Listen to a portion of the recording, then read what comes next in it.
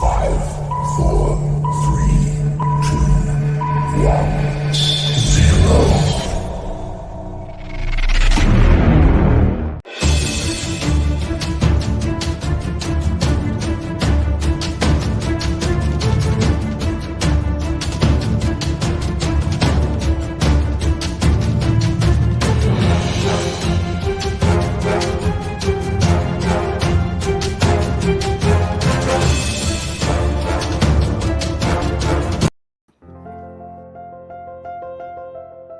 श्रीवर्चस्वमायुष्यम् आरोग्यं माविलाक्षं मानं महीयते धनं धान्यं पशुं बहु कीर्तिलाभं बहु धनलाभं शतसंवत्सरं दीर्घमायुः.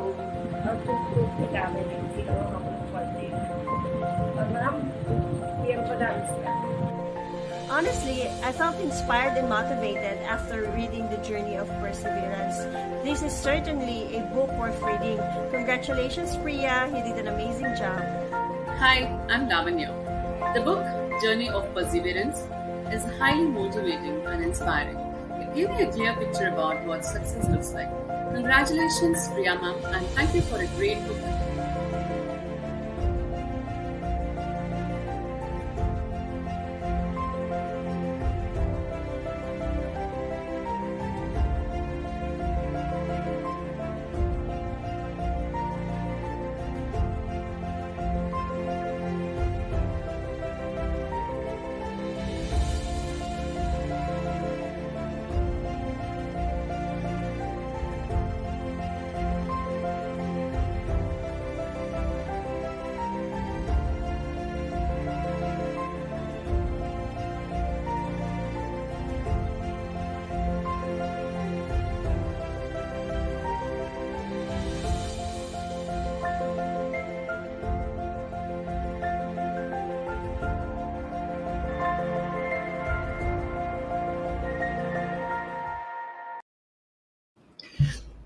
Hello, hello, hello. Hi, everyone. Here we are at the Global Empowerment Summit. This is the 6th week of the summit, the last 2 days. I'm like feeling happy and sad at the same time because I will be freed from sitting in front of the computer. But at the meantime, I will miss all the different speakers coming up and sharing all these amazing things. I have to say, I learned a lot. Hope you will do the same.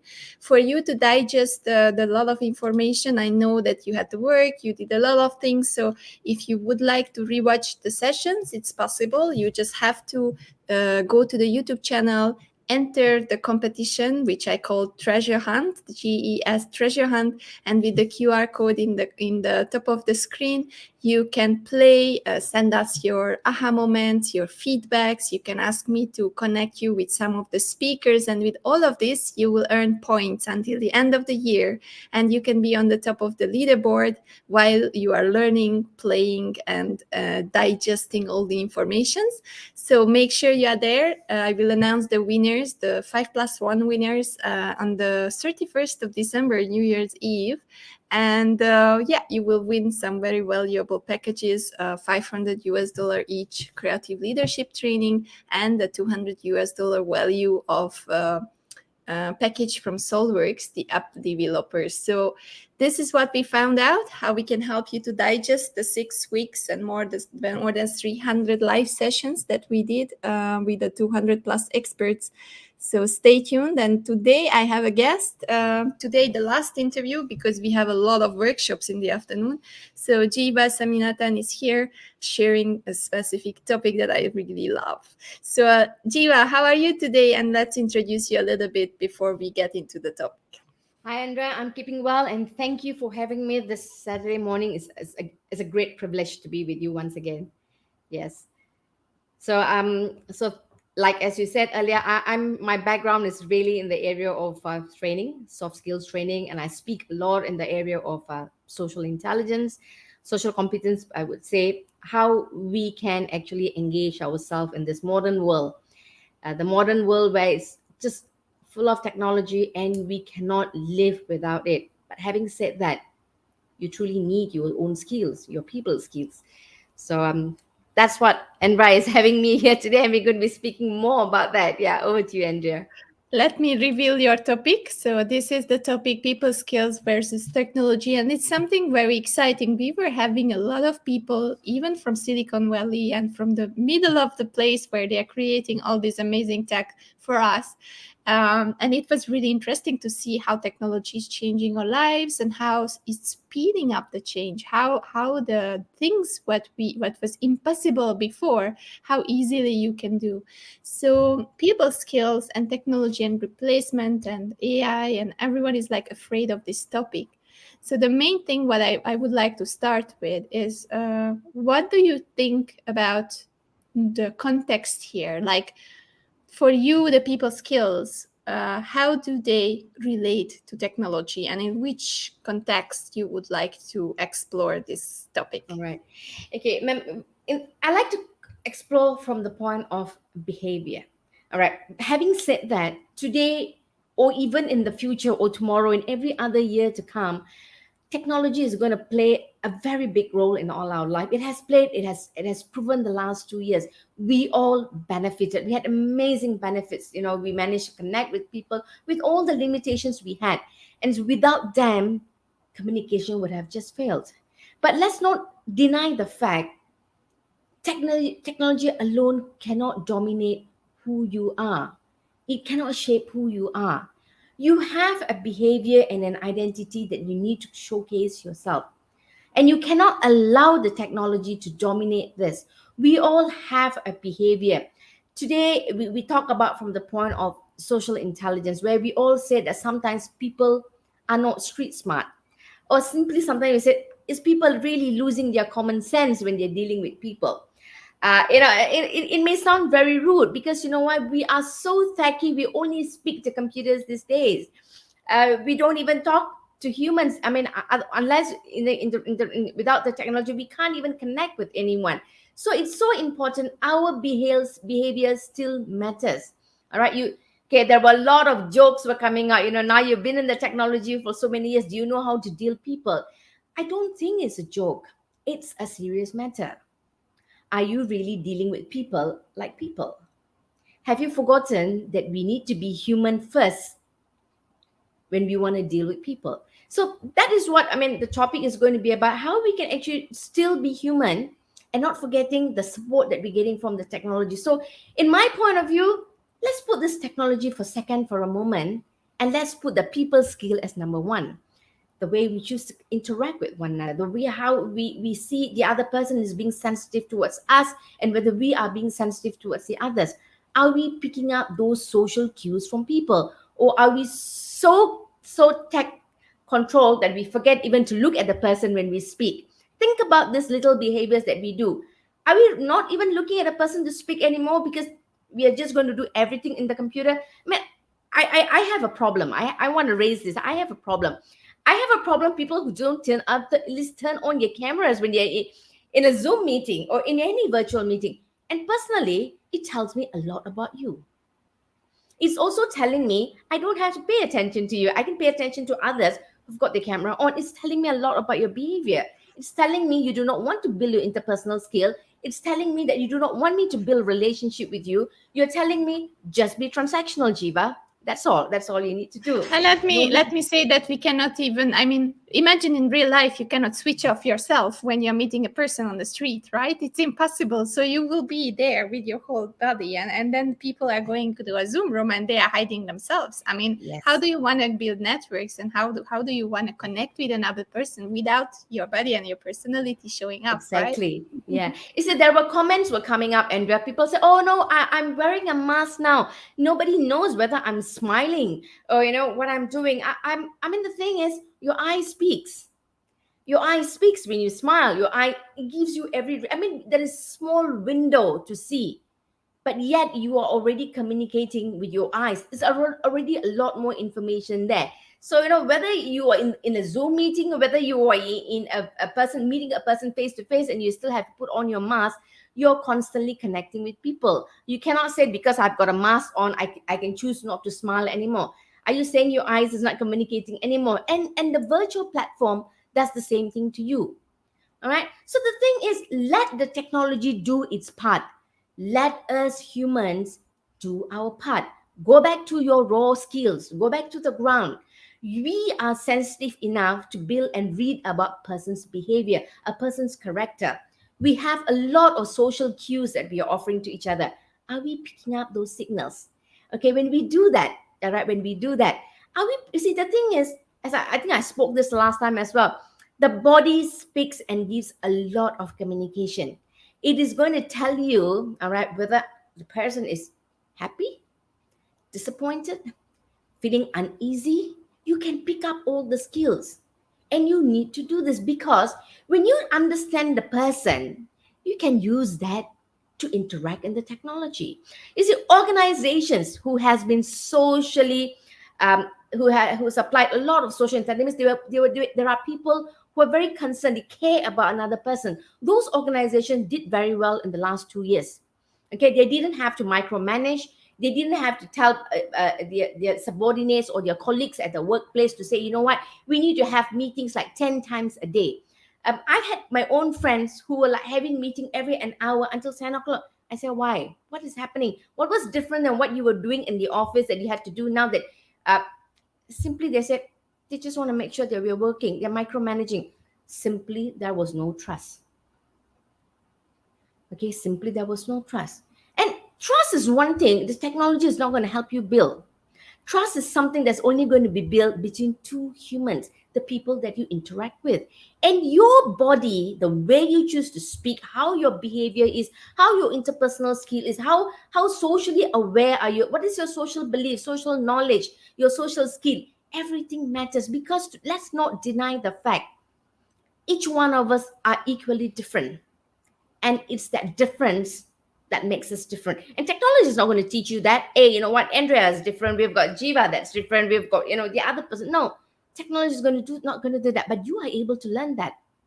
You're going to know exactly what to say to Andrea and what not to say to Andrea, because the way she chooses to respond. I mean, just both of us, we belong to a different country, we have got different belief and culture system, but we are here together talking about one common topic, because Andrea also believes people's skills matters. All right, every part of the world you go, there's always culture that we need to balance ourselves in. And technology is not going to help you do that. Yeah, true enough, you can read about it. People from France, Italy, New Zealand, Australia, you can read about them, their culture. You can read. But the thing is, only you can apply that. Okay, the technology is there to give you all the information. But let's not forget, it is the humans that is going to continuously tell you how to apply, what to do, what not to do, and what never to indulge yourself in. And you need to build that skill. Some people just navigate very easily. They do not have any problem. You can throw them in any party. They will swirl their stuff up because they know who to talk to, what. Some people will just say, you know what, I'd rather just stand at the corner because it's safe. I do not want to say the wrong things. Well, the problem, it's just you, right? Because you chose not to build your skills up. You choose not to go and interact with a person. And you have put a system in your mind that others are difficult. Well, is the technology going to help you that? Yes, to a certain extent, perhaps.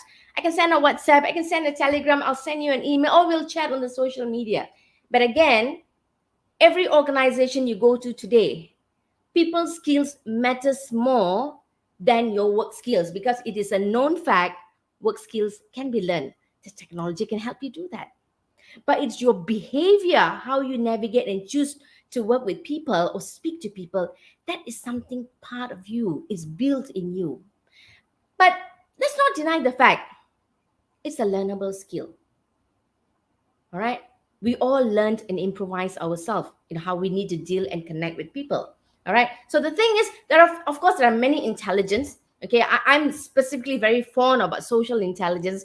You say, I know there's emotional intelligence, but I'm personally very, very interested about the outside job, the outside part of a human, how we need to navigate and build relationship with people, because we cannot just be operating from the emotional centric, because emotion from inside. Because when we speak from the EQ point, it's about what I believe in and what I understand. So I respond based on that way. But when I choose to respond based on the social intelligence way, that means I'm picking up the cues from you. Can I say such thing? Is that topic even suitable for me to speak to you.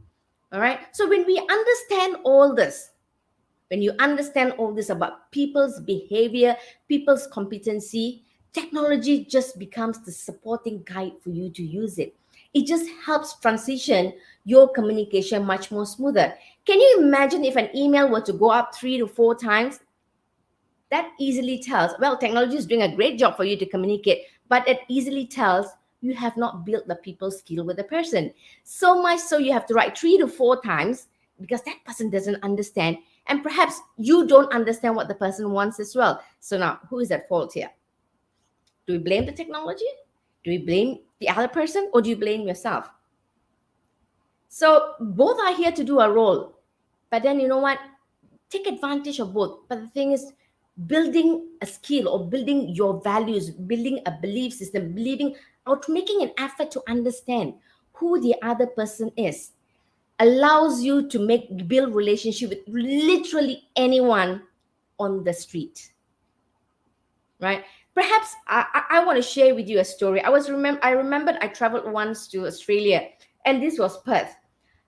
Being a stingy girl, I thought I wanted to save some money. I thought I'll take the train everywhere. I didn't want to take the taxi from the airport to get to the location. I can't remember the exact location. I thought I'll catch 2 or 3 trains. And when I was navigating, and I said, "Oh, okay, it's quite easy for me to walk from the train station to the hotel."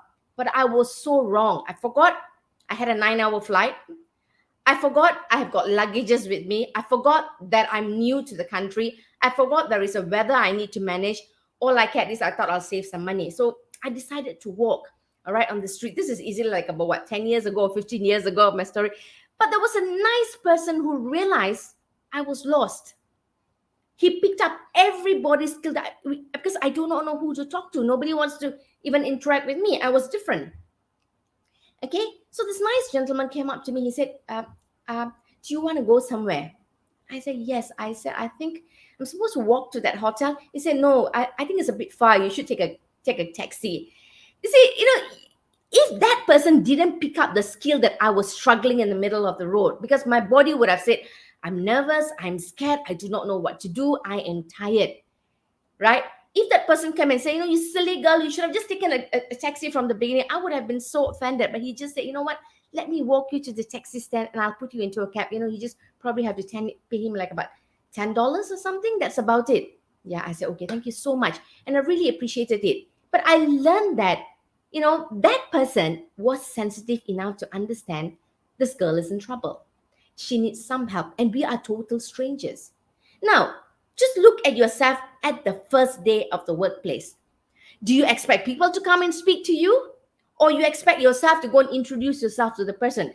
If your social IQ is very high and you understand people are equally busy, you know what? Let me go and introduce myself. Let me make the first connection. And you don't have to wait for the other person to come and say, you know what, hey, let me introduce Geeva. She's first day at work. Sometimes we just don't expect things to happen. You can make the first initiative by just trying to make an effort to understand, okay, I can see everybody is busy. Best I walk around and just introduce myself.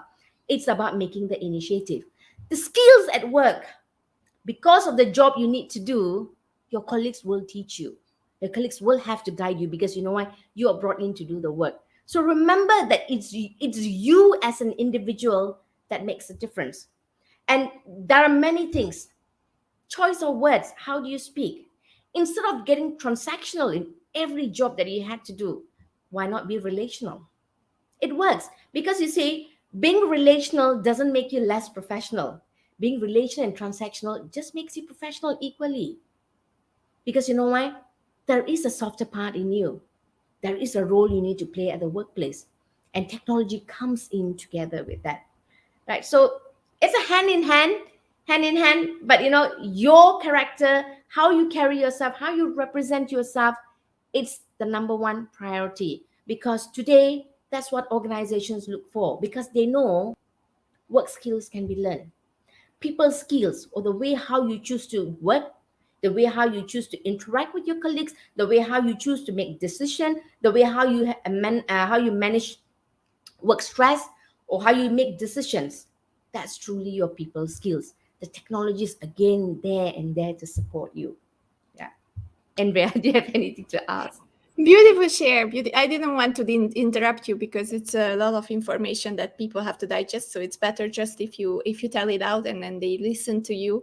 About the people skills and the technology coming up, and we talked about why is it so important in an organization. I love the points of the social intelligence. It's super important, and we need to talk about how to understand people better and people's perspectives better, because that, first, it makes us a better human being. Second, we will be able to build connections. Third, it helps you to network. Fourth, you can learn every time you meet a new person. So openness is super important. Now then, technology is coming into the picture and kind of like pushing people into different places which they are not familiar with. So they're getting afraid, they're getting inconvenient. And that's what the part that I want to ask you about, like how to overcome this inconvenience, the confidence, although they may have it in person, but they lose it when they're getting into a Zoom room. So how is this matter coming in your field? What do you see, and how can people overcome it? All right. I don't know if many of you have watched this movie called Intern in a Netflix. All right. That's a fabulous movie that talks about generations, And I always like to speak about that movie, simply being, a person who's way much senior, who's got full experience about being in that building before. All right. He comes into a tech industry, totally new. I mean, he's new to everything. And then everybody that works in the organization, right from the boss, is a young generation people or group. But you see, there's a lot to learn from there. People talk about, I am not really savvy in technology. I can't do this. I can't adjust to the new things. The person who's saying this is really I.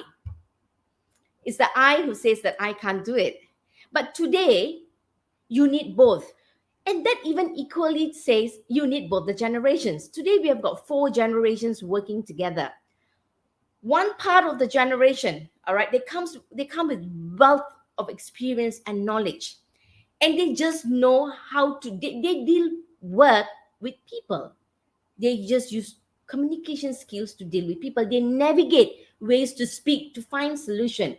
And we have got another group of people who just depends on technology. And they are so good, they know how to work fast. But if you notice, they both have their strength.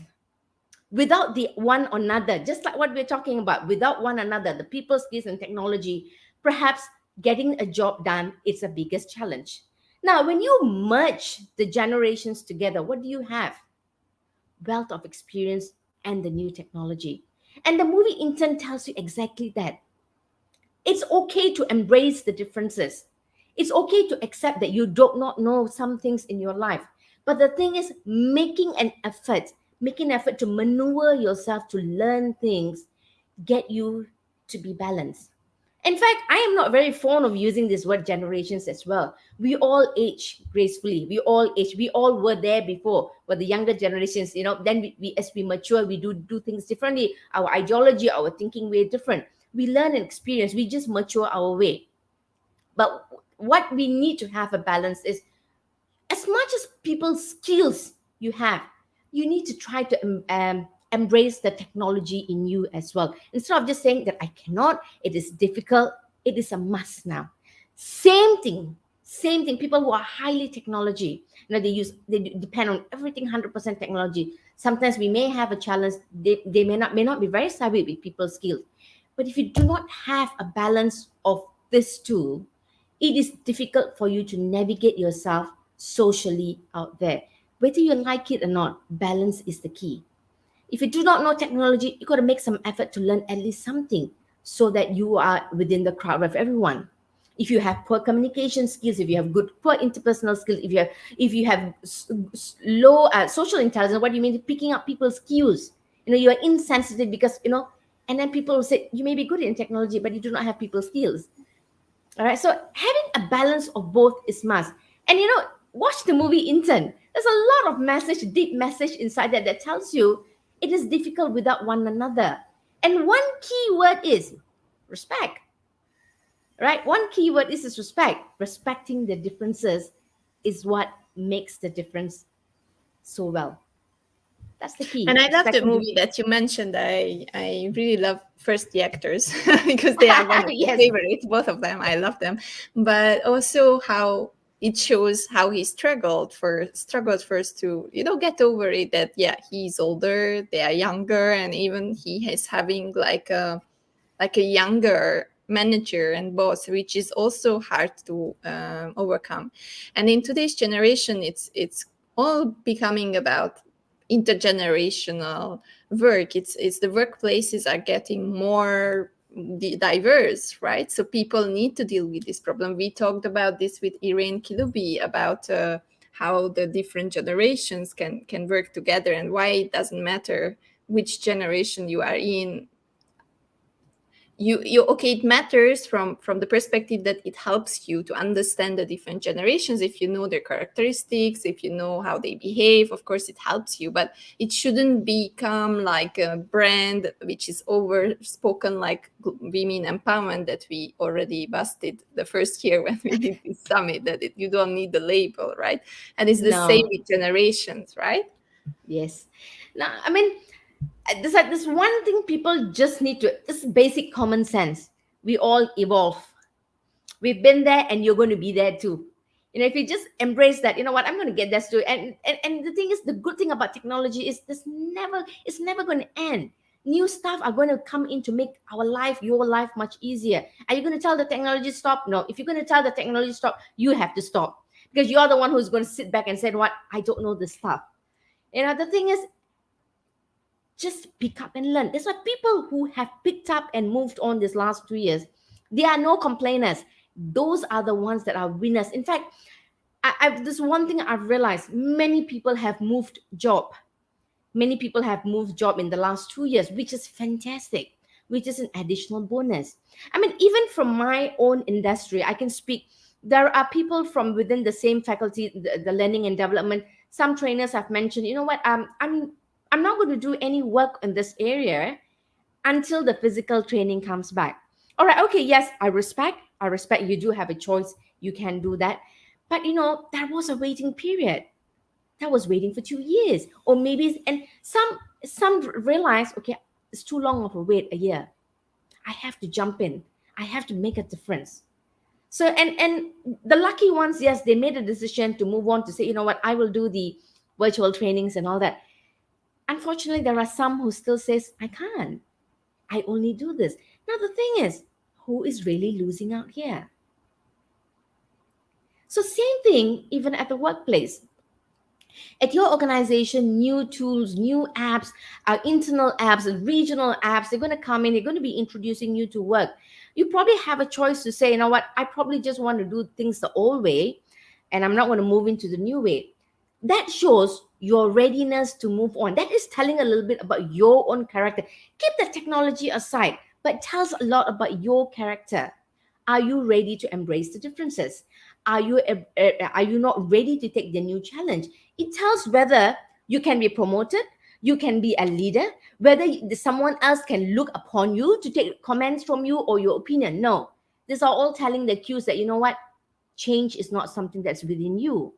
Perhaps you will not even change when another person is belittling someone is not working out well. You will not even be sensitive to the other person, because you are more I-centric than even being we-centric.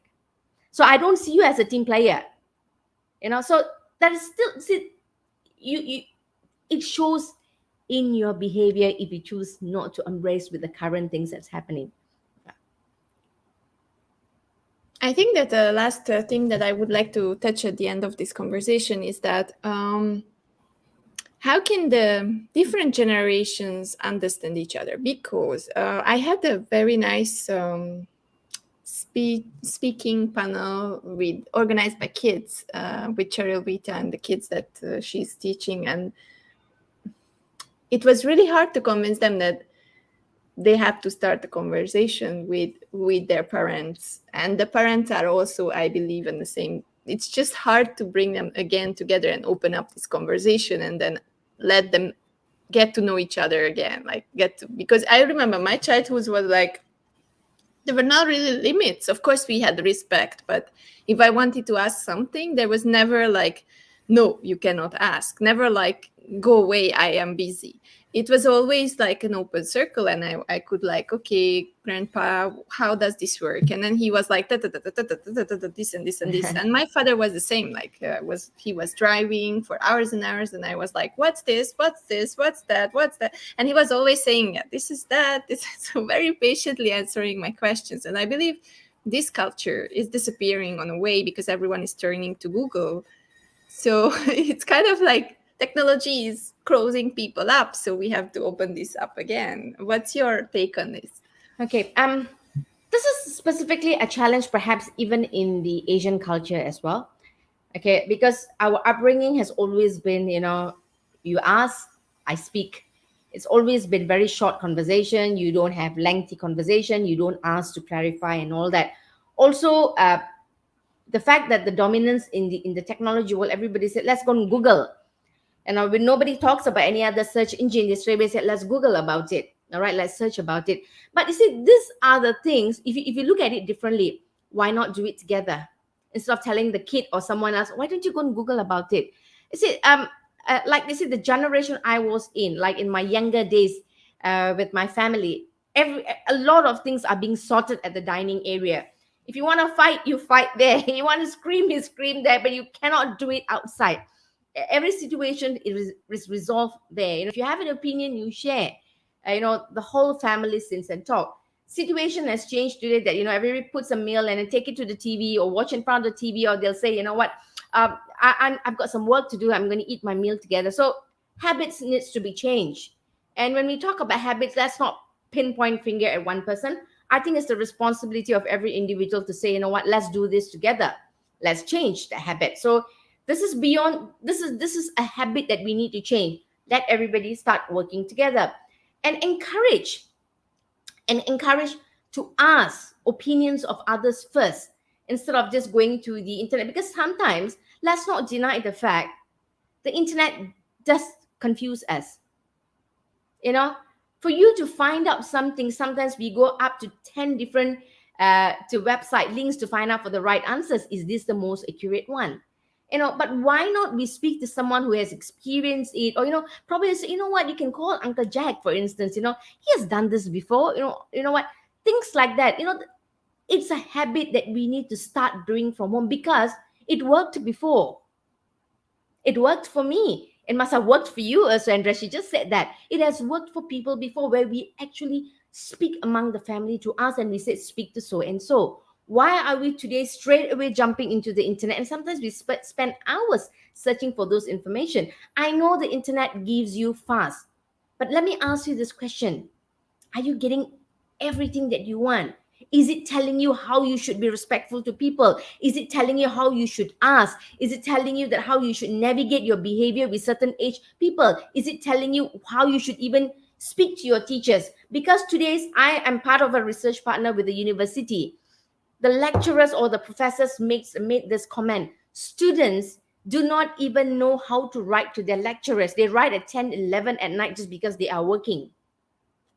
Because they are doing their research, so they think it's okay. And when they write, they are not respectful. They don't even know how to use the right choice of word. They think they're talking to friends. They use all the shortest abbreviations and the emojis, which perhaps some people may not even understand. So it's a lot of one way. What I want, I think the mindset is we are being very transactional in today's environment.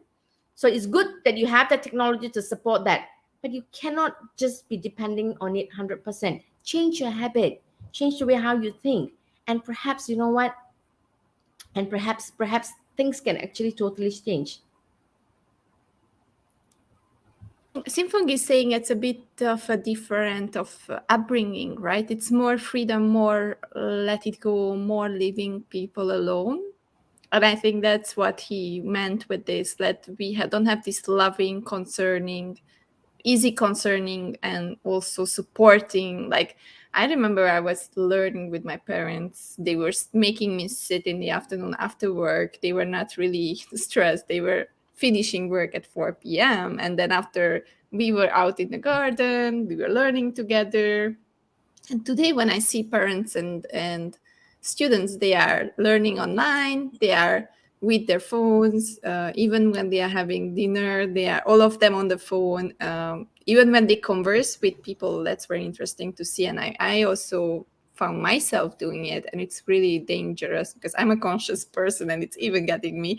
So it's like you are talking to someone, you ask a question, but in the same time you are watching your phone, and what you mentioned, you are not watching the person, so you don't see reactions. That means you also don't learn how people Yes, react, and you don't yes. see whether they are, finding it okay, you Uh, watching the phone, right?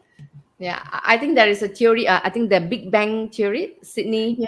Sydney and Penny, they always have that kind of problem, So that's another good series to watch to understand about people's behavior as well. I mean, like Sydney, he's really really low in social IQ, and it's always about his emotion that he cares about, and he's very highly IQ person.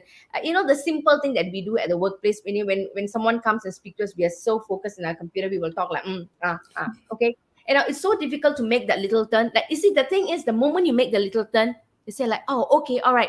You see, and the thing is, in my point, oh, I'm working, but I'm listening. My ears are with you. From the other person's point of view, is she angry? Is she not interested? Am I annoying her?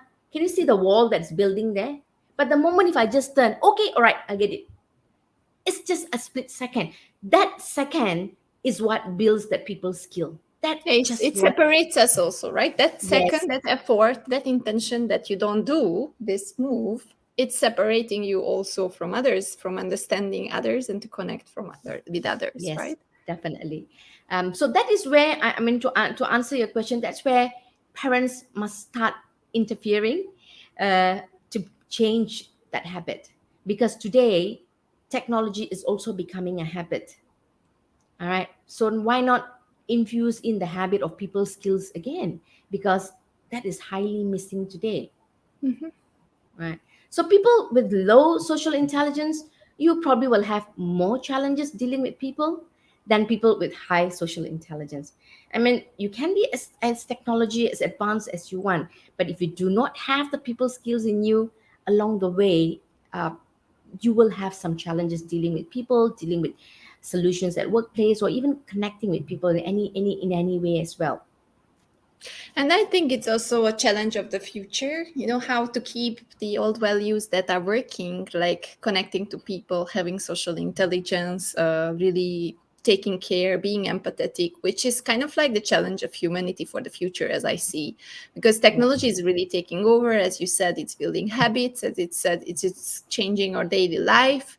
It's already taking over, which can be good, can be bad. But here's the question: which one we prefer as humanity? We want to live in boxes and not connect just only through a digital screen, or we want to go out of the box and we want to meet people, and then we want to understand people, and then you still need your human skills. So it's kind of like the challenge and the treasure of humanity that we will lose here if we are not on time of building awareness. And I'm really, really happy that you are working on this field and you're so passionate about it to keep the people human. Thank And you. it's something that I'm also advocating for. So thank you very much for sharing this with us. Before we close the conversation, can you just share a little bit, where can people reach you, for what reasons, what are the services that you provide? So just speak a little bit about your profession. Right. Okay. You can easily find me on my LinkedIn with my name Geeva Samynathan. I actively write contents there to speak about giving. I do not say exactly about social intelligence, but I give you all the cues that lead you to social intelligence. You can also find me on my website, www.ectaa.com. Those are my main website. There are also other websites if you want to read about. It's like www.whatisocialintelligence.com.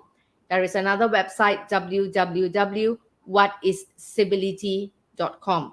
So I provide corporate trainings. I do a lot of public programs. I also do coaching for people. So those are my areas. I speak generally from the point of social competence. That means a lot of outer work in terms of your image and behavior.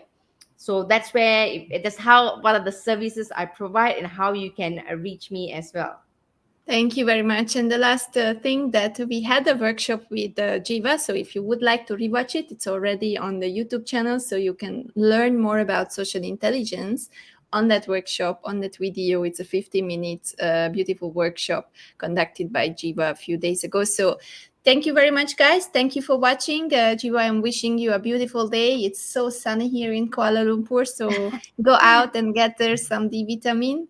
And see you guys very, very soon at 2 p.m. in the workshop marathon, because we have so many workshops from 2 p.m. to 6 p.m. Singapore time that you can just even stay in the Zoom room with a little bit of break in between and enjoy all the conversations. So thank you very much, Geeva, for being here. And thank you, Simfong, for being here and supporting us.